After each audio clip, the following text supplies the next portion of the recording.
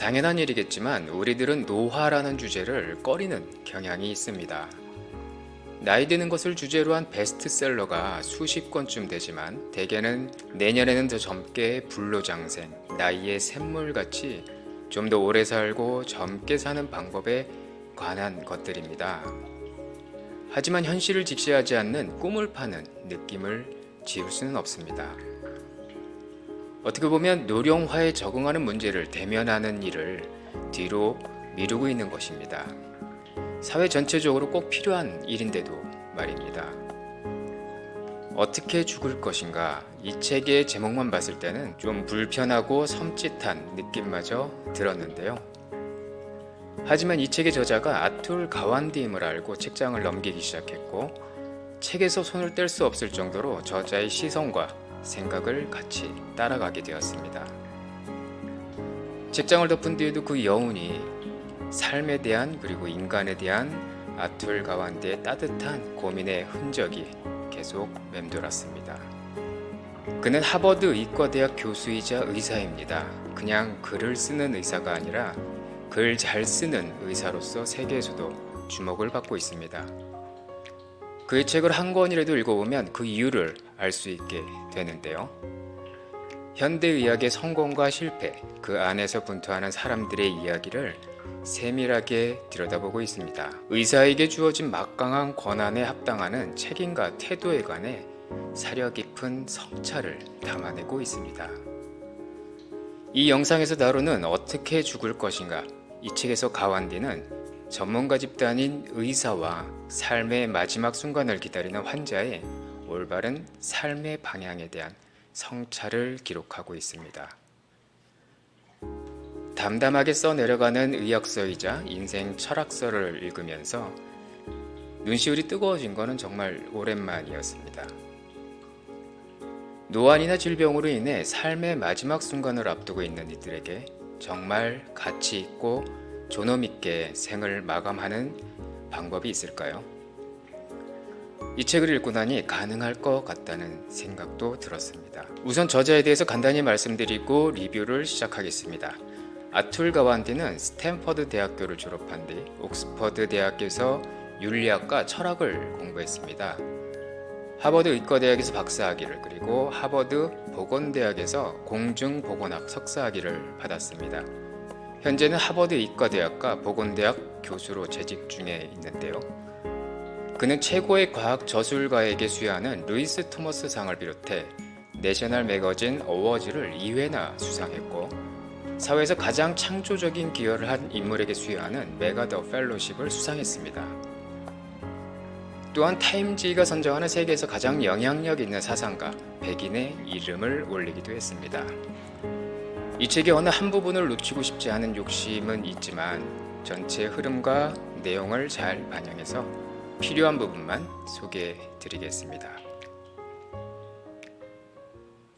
오늘날 비참한 질병에 걸려 갑작스럽게 죽음에 이르는 건 예외적인 일이 됐다. 요즘 대부분의 사람들은 결국 멈출 수 없는 상황이 올 때까지 오랜 의학적 투쟁을 벌인 끝에 죽음을 맞는다. 말기암, 치매, 파킨슨병, 장기부전 혹은 너무 나이 들어 나타나는 노안의 축적 등으로 죽음에 이르는 것이다. 이 모든 경우의 마지막 단계는 죽음이라는 것이 확실하다. 그러나 그 시기는 확실치 않다. 우리 모두는 이 불확실성과 싸우고 있다. 다시 말해 이 전투에서 패배했다는 걸 언제 어떻게 받아들여야 하는지를 두고 싸우는 것이다. 임종이란 말은 이제 거의 존재하지 않는다. 말기암, 치매 혹은 불치의 심장질환을 가진 사람이 정확히 죽는 것은 어느 시점인가? 지난 몇십 년 사이 의학은 죽음에 관해 수백 년 동안 내려온 경험과 전통, 표현들을 더 이상 쓸모없게 만들어버렸고 인류에게 새로운 문제를 안겨주었다.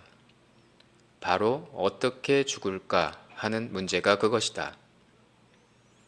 이 책의 제목이 바로 어떻게 죽을까인데요.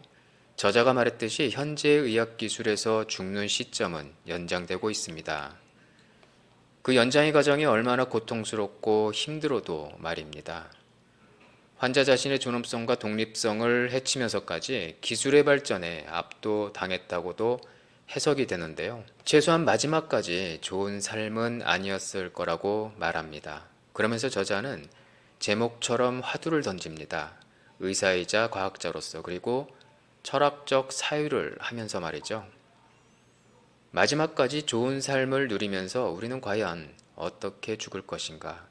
서문에서 가완디는 본인의 경험을 토대로 다음과 같이 시작하고 있습니다.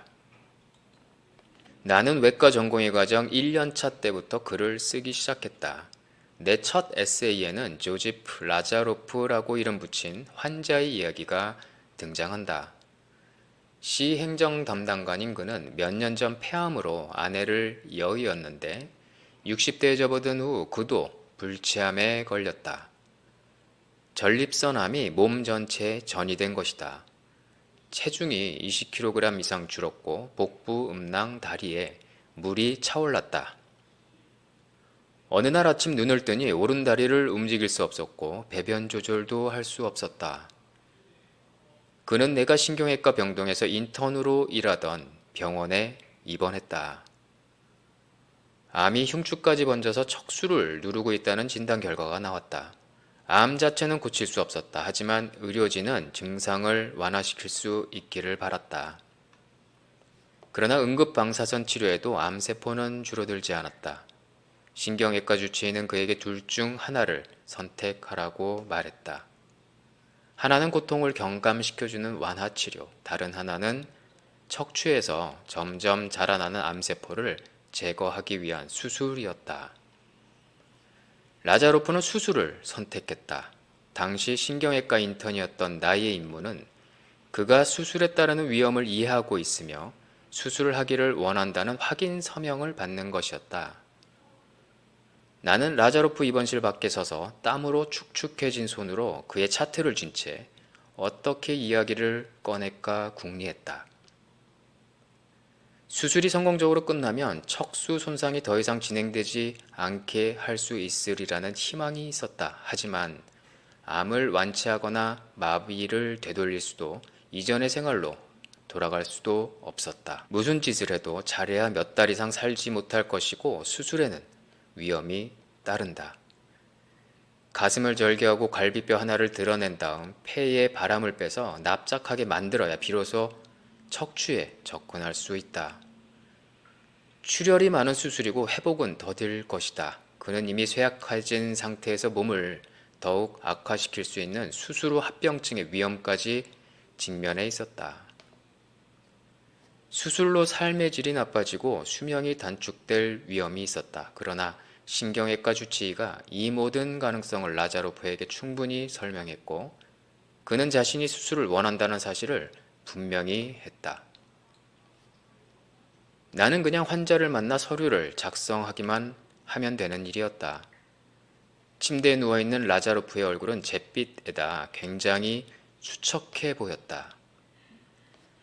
나는 인턴이라고 자기를 소개한 후 수술 동의서에 서명을 받으러 왔다고 말했다. 그리고 그에게 수술에 따르는 위험을 다 알고 있다는 사실을 확인해 달라고 요청했다. 나는 수술을 통해 종양을 제거할 수는 있지만 그로 인해 마비, 뇌졸중 등 심각한 부작용을 겪을 수도 있고 심지어 목숨을 잃을 가능성도 있다고 말했다. 명확하게 메시지를 전달하되 너무 가혹하게 들리지 않게 하려고 노력했지만 내 말이 그를 화나게 만든 것 같았다. 병실에 함께 있던 그의 아들이 이렇게까지 용기를 내는 게 과연 좋은 생각인지 물었을 때도 마찬가지였다. 라자로프는 맞득짜는 듯 말했다. 그래서 날 포기하겠다는 거냐? 될 수 있는 건 다 해봐야지. 라자로프에게 서명을 받은 후 병실 밖으로 나오자 그의 아들이 따라 나오며 나를 잡았다. 어머니가 중환자실 인공호흡기에 매달린 채 임종을 했을 때 아버지 자신은 저렇게 죽지 않겠다고 말했다는 것이다. 그러나 이제는 할 수 있는 일은 다 하겠다고 저렇게 고집을 피운다는 얘기였다. 당시 나는 라자로프의 선택이 잘못됐다고 믿었고 지금도 그 생각에는 변함이 없다. 수술에 따르는 위험 때문이 아니라 수술을 받아도 그가 원하는 삶을 되찾을 확률이 없었기 때문이다.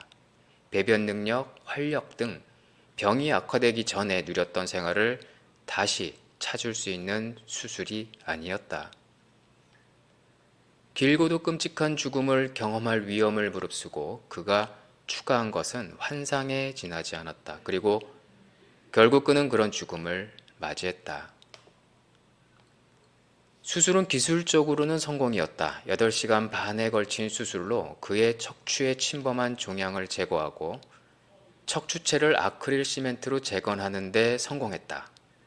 덕분에 척수를 짓누르던 압력은 사라졌다. 그러나 환자는 수술의 부담에서 결코 회복되지 못했다. 중환자실에 들어간 그는 호흡부전이 생겼고 전신 감염에 걸렸으며 움직이지 못해 피떡이 고였고 이를 치료하기 위해 투여한 혈액 희석제 때문에 출혈을 일으켰다. 우리는 날마다 뒤처지고 있었다. 결국 우리는 그가 죽어가고 있다는 것을 인정할 수밖에 없었다. 수술 후 10일째 되는 날, 그의 아들은 의료진에게 이 모든 것을 그만 멈춰달라고 말했다. 라자로프의 생명을 유지하고 있던 인공호흡기를 끄는 임무가 내게 떨어졌다. 나는 그에게 투여되고 있는 모르핀 주사 용량이 충분히 높은지 확인했다. 호흡곤란으로 인한 고통을 겪지 않도록 하기 위해서였다. 혹시 그가 내 말을 들을지도 모른다는 생각에 몸을 숙여 호흡기를 입에서 빼내겠다고 속삭였다. 호흡기를 빼내자 그는 몇 번 기침을 하고 잠깐 눈을 떴다가 다시 감았다. 그는 호흡이 점점 힘겨워지더니 이내 멈췄다. 나는 청진기를 가슴에 대고 점점 꺼져가는 심장 박동 소리를 들었다. 내가 처음 라자로프에 관한 글을 쓴 지도 이제 10년이 넘었다. 그리고 지금 내 머릿속에 가장 먼저 떠오르는 것은 당시 그의 결정이 얼마나 잘못되었는지에 관한 것이 아니다. 그보다는 우리가 그 앞에 놓여있던 선택지에 대해 정직하게 이야기하기를 얼마나 꺼려 했는지에 관한 것이다. 다양한 치료 방법이 갖는 특정 위험에 대해 설명하는 것은 아무런 어려움이 없었다. 그러나 우리는 그의 병을 둘러싼 현실에 대해서는 전혀 이야기하지 않았다. 암 주치, 방사선 치료사, 외과 집도의 등 절대 고칠 수 없는 병이라는 것을 알면서도 몇 달에 걸쳐 그의 치료를 도왔던 의료진 모두가 그 문제를 논하려 하지 않았다. 환자의 상태를 둘러싼 큰 그림이나 의료진의 궁극적인 한계에 대해서 논의하는 데 실패한 것이다. 삶의 마지막 단계에 접어든 그가 가장 중요한 것을 돌보는 데 실패한 것은 물론이다. 라자로프가 환상을 쫓고 있었다면 의료진 역시 마찬가지였다. 그는 여기 병원에 있었고 몸 전체로 점점 퍼져나가는 암 때문에 부분적인 마비를 겪고 있었다. 그는 심지어 단 몇 주 전에 누리던 삶으로도 돌아갈 가능성이 전혀 없었다. 그러나 그것을 인정하고 환자가 그 현실에 대처하도록 돕는 일이 우리 능력 밖의 일로 느껴졌다. 우리는 현실을 인정하지도 환자를 위로하지도 적절한 안내자 역할을 하지도 않았다. 어쩌면 좋은 결과가 나올지도 모른다는 희망을 주면서 말이다. 현대 과학기술은 인간의 삶을 근본적으로 변화시켰다. 사람들은 역사상 그 어느 때보다 더 나은 삶을 더 오래 누리고 있다. 그러나 과학의 발전으로 인해 나이 들어 죽어가는 과정은 의학적 경험으로 변질되었고 의료 전문가들의 손에 맡겨야 하는 문제가 되었다. 그런데 의학계에서 일하는 우리들은 이 문제를 다룰 준비가 놀라울 정도로 되어 있지 않은 것으로 판명되었다. 이러한 현실이 대체로 주목받지 못하는 까닭은 삶의 마지막 단계가 점점 사람들에게 친숙하지 않은 것이 되어가고 있기 때문이다. 1945년까지만 해도 사람들은 대부분 집에서 죽음을 맞이했다. 1980년대에 이르자 이 비율은 17%로 줄었다. 이 시기에 어떻든지 집에서 죽는 사람은 병원에 가지 못할 만큼 갑작스럽게 일을 당했을 공산이 크다. 말하자면 중증 심장마비, 뇌졸중, 치명적인 부상을 당했거나 너무 고립되어 있어서 도움을 구하기 어려웠을 거라는 얘기다. 미국뿐 아니라 다른 선진국에서도 노화와 죽음은 병원이나 요양원에서 겪는 일이 됐다. 많은 환자들이 요양원이나 중환자실 같이 고립되고 격리된 곳에서 치료를 받는다. 삶에서 가장 중요했던 모든 것으로부터 단절된 채 엄격히 통제되고 몰개성화된 일상을 견뎌내면서 말이다. 늙어가면서 죽음에 이르는 경험을 정직하게 살펴보기를 꺼려하는 경향 때문에 우리는 환자들에게 해를 끼치는 일이 더 많아졌고, 환자들은 그들이 가장 필요로 하는 기본적인 위로와 안식을 거부당해왔다. 우리는 사람들이 마지막 순간까지 성공적으로 산다는 게 어떤 것인지 일관된 관점을 가지고 있지 않다. 그 때문에 우리는 의학, 기술, 그리고 낯선 사람의 손에 우리의 운명을 맡기는 것이다. 저자인 아톨 가완디는 노인병 전문 의료진의 부족한 상황을 먼저 진단하고 있습니다. 노령과 질병으로 어려움을 겪고 있는 환자의 삶을 진정으로 보살펴줄 의사의 자질과 기술을 이야기하고 있습니다. 단지 의료적인 전문적 기술이 아니라 삶과 인간을 이해하고 따뜻한 시선을 가진 의사의 자질을 말하고 있는 것이죠. 그래서 첫 번째 해결 방법으로 노인병 전문 의료진의 증가와 그들의 자질에 대해서 다음과 같이 말하고 있습니다. 노령 인구가 급속도로 늘어나고 있음에도 불구하고 자격을 갖춘 노인병 전문의 숫자는 오히려 줄어들고 있다. 1996년과 2010년 사이에 노인병 전문의 수가 25%나 감소했다. 반면 성형외과나 방사선과 지원자 수는 기록적으로 많아졌다. 이는 부분적으로 돈 때문이다. 노인병과 성인 1차 진료 분야의 수입은 의학계에서 가장 낮다. 또 다른 이유는 인정을 하든 안 하든 간에 상당수 의사들이 노인을 돌보고 싶어 하지 않기 때문이다. 노인병 전문의 펠릭스 실버스톤 박사는 이렇게 말한다. 주류 의사들이 노인병학에 대해 관심을 꺼버립니다. 속된 말로 늙은이들, 그러니까 이 삐걱거리는 고물차를 다룰 능력이 없기 때문이에요. 고물차 같은 이 노인들은 귀가 잘 안 들려요. 눈도 어둡고요. 기억력이 좀 안 좋은 경우도 있지요. 이들을 상대할 때는 좀 느긋해져야 돼요. 의사가 방금 물어보거나 얘기해 준 것을 반복해서 다시 말해달라고 하기 때문이죠. 그리고 이들은 주된 증상 하나만 갖고 오는 게 아니에요. 한 15가지쯤은 됩니다. 그 많은 증상을 한꺼번에 해결할 수 있는 의사가 어디 있겠어요? 완전히 압도되고 말지요. 게다가 그 증상들은 한 50년 이상 계속된 거라고 해보죠. 50년 동안 알아온 증상을 고치겠다는 의사는 없을 겁니다. 고혈압의 당뇨의 관절염에 이런 갖가지 증상을 가진 환자를 돌보는 건 전혀 매력적인 일이 아니지요. 그러나 이런 문제를 다룰 기술이 있으며 전문적 지식을 갖춘 숙련된 집단이 존재한다. 노인병을 고칠 수는 없지만 관리하는 것은 가능하다. 노인병 클리닉. 이곳은 내 진료실 바로 아래층에 있다. 몇 년 동안 거의 날마다 지나쳤지만 한 번도 그것에 대해 제대로 생각해 본 적이 없는 것 같다.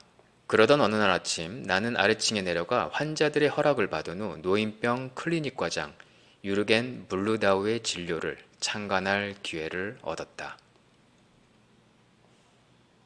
오늘 어떻게 오셨어요? 블루다우 과장이 아침 첫 환자 진 가브릴스에게 물었다. 85살의 진 할머니는 새하얗고 짧은 곱슬머리에 타원형 안경을 쓴 채 라벤더색 니트 차림을 하고 있었다. 잘 웃는 상냥한 분이었고 작지만 단단한 체구의 걸음걸이도 안정적이었다. 할머니가 지갑과 코트를 한 팔에 끼고 걸어 들어왔고 딸이 뒤따라 들어왔다. 할머니는 내과 전문의의 권고로 왔다고 답했다. 특별히 상담하고 싶은 문제가 있으신가요?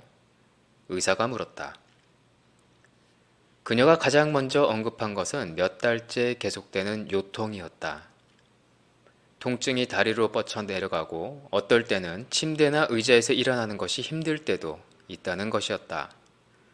할머니는 또 심한 관절염을 앓고 있었다. 10년 전에는 양쪽 무릎 모두 관절 교체 수술을 받았다. 할머니는 스트레스 때문에 혈압이 높다고 말하면서 블루다우 과장에게 자신이 복용하고 있는 약 목록을 건넸다. 녹내장이 있어서 4개월마다 눈 검사를 받아야 한다는 이야기도 했다. 전에는 한 번도 화장실 문제가 없었는데 최근 들어 패드를 사용하기 시작했다는 고백도 나왔다. 대장암 수술을 받았고 방사선과 소견으로는 대장암이 전이된 것일지도 모를 폐결절이 생겨 조직 검사를 해야 한다고도 덧붙였다. 블루다우 과장은 할머니에게 어떻게 사는지 물었다. 진 할머니는 보스턴 웨스트 록스베리 지역의 독신자 단지에서 요크셔 테리어랑 단둘이 살고 있었다. 남편은 23년 전 폐암으로 세상을 떠났다. 운전을 하지 않기 때문에 근처에 사는 아들이 일주일에 한 번 장을 받아주고 날마다 들여다본다고 한다. 그저 내가 아직 살아있는지 보려는 거지요. 할머니가 농담을 던졌다. 아들 하나와 딸 둘이 더 있는데 멀리 살지만 모두 도움을 준다고도 했다. 그 외에는 혼자서도 상당히 잘 살고 있는 것으로 보였다. 요리와 청소도 스스로 하고 약 복용과 공과금 관리도 혼자서 해내고 있었다.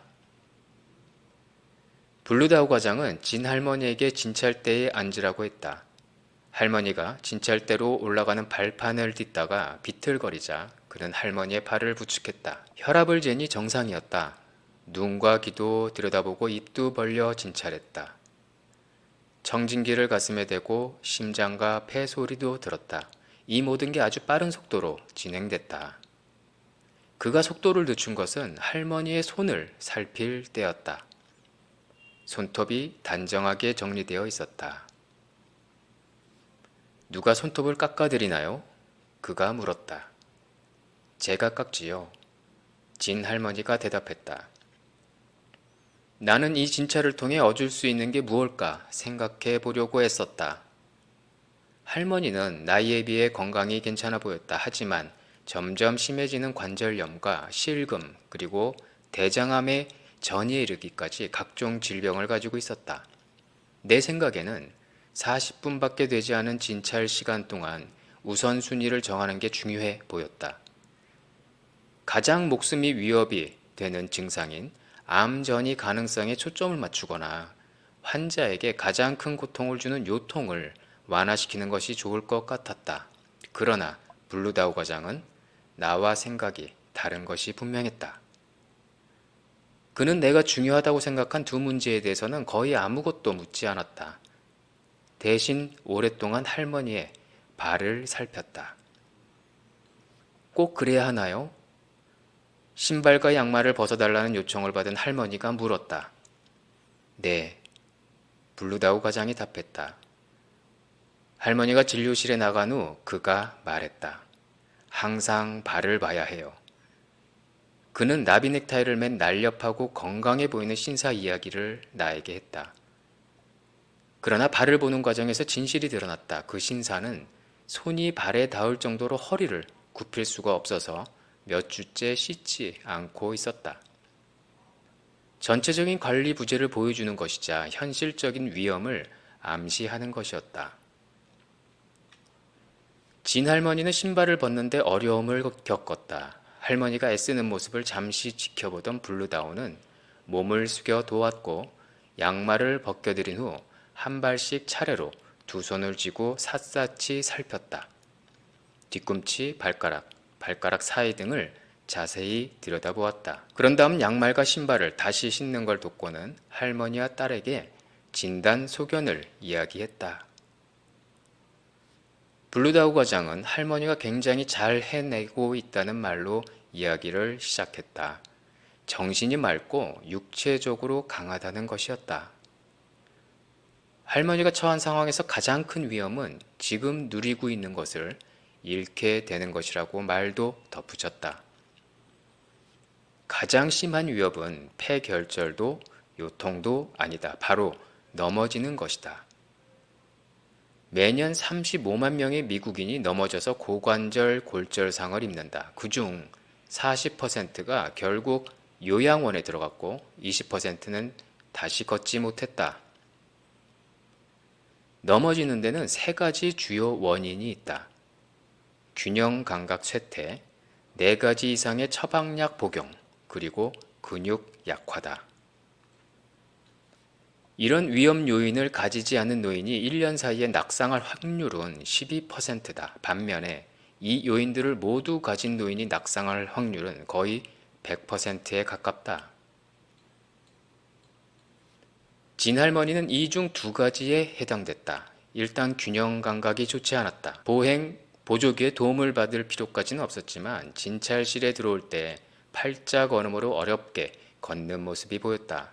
그리고 블루다우 과장이 진찰할 때 보니 발이 부어 있었고 발톱이 정돈되어 있지 않았다. 또 발가락 사이에 염증이 있었고 발볼이 두꺼운 군살에 박혀 있었다. 게다가 할머니는 5가지 처방약을 복용하고 있었다. 그녀에게 모두 필요한 약이라는 것은 의심할 여지가 없었지만 같이 먹으면 대개 부작용으로 어지럼증을 일으킬 수 있었다.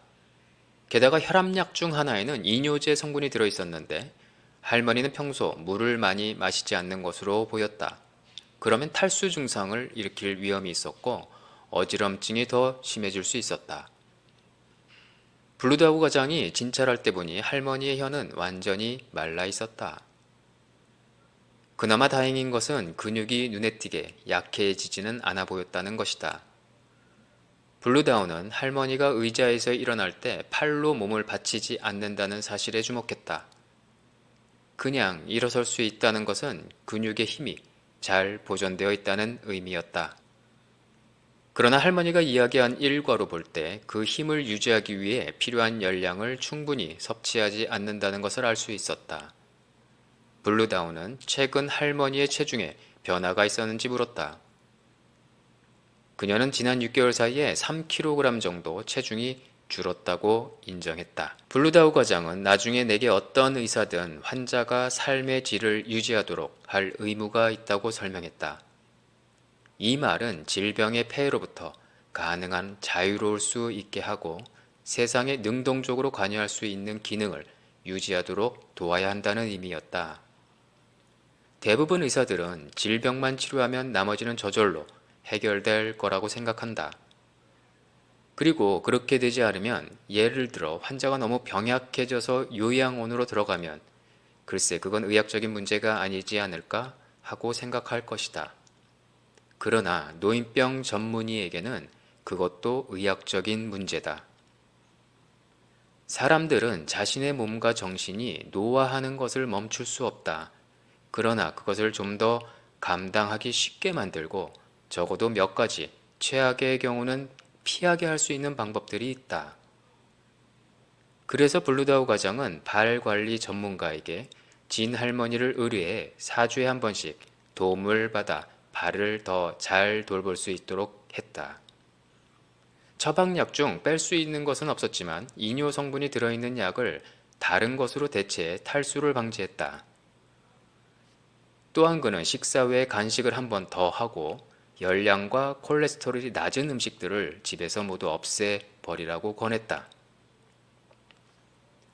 가능한 한 더 자주 가족이나 친구들과 함께 식사를 해야 한다는 충고도 덧붙였다. 혼자 밥 먹는 건 그다지 즐거운 일이 아니지요. 이 모든 계획이 잘 돌아가는지 확인될 수 있도록 3개월 후에 다시 찾아오라는 당부도 잊지 않았다. 거의 1년쯤 지난 나는 진 할머니와 딸을 다시 찾았다. 이제 86이 된 할머니는 식사를 더 잘하고 있었고 심지어 체중도 1kg 가까이 늘었다. 여전히 자기 집에서 안락하고 독립적인 생활을 계속하고 있었고 가장 중요한 것은 단 한 번도 넘어지지 않았다는 것이다. 몸의 쇠락은 넝쿨 자라는 것처럼 진행된다. 하루하루 지내면서 눈에 띄는 변화가 나타나지 않을 수 있다. 그런대로 적응해 가며 산다.